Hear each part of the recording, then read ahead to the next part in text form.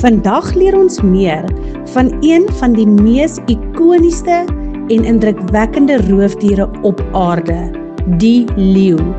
Maak gereed om klomp interessante nuwe feite te leer van hierdie pragtige dier.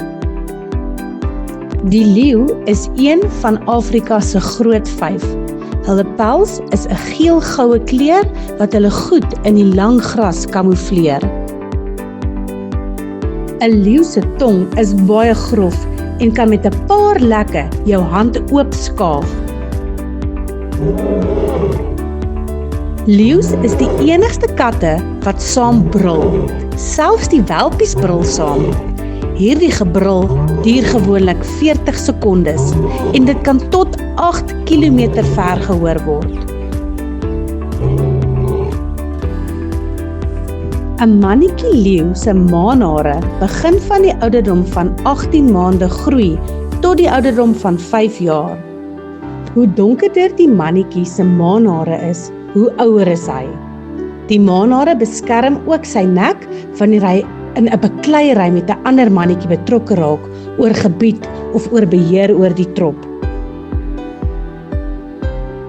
Wyfies gee geboorte aan tot 4 welpies op 'n slag.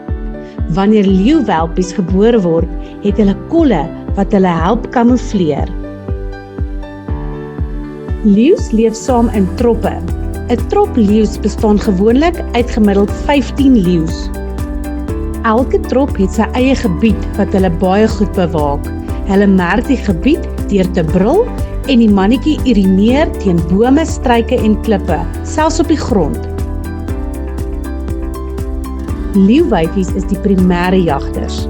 Die leeuwyfies bekruip die dier gewoonlik en bespring die prooi of hardloop dit oor 'n kort afstand in. Nadat hulle op die prooi gespring het, byt hulle die dier se nek. Hulle verwrig die prooi totdat dit ophou spartel. Die mannetjies eet gewoonlik eerste en dan kom die res van die trop nader om te eet. Daar is gewoonlik 'n bekleierery oor die kos en almal gryp wat hulle kan kry. Witleeu's word van tyd tot tyd teëgekom, veral in die kreerwiltuin. Witleeu's is maar net doodgewone leeu's wat ligter is as ander leeu's, soos wat sommige mense blond is en ligte velle het. Dankie dat jy saam met ons gekyk het. Tot volgende keer. Bly nuuskierig en hou aan leer.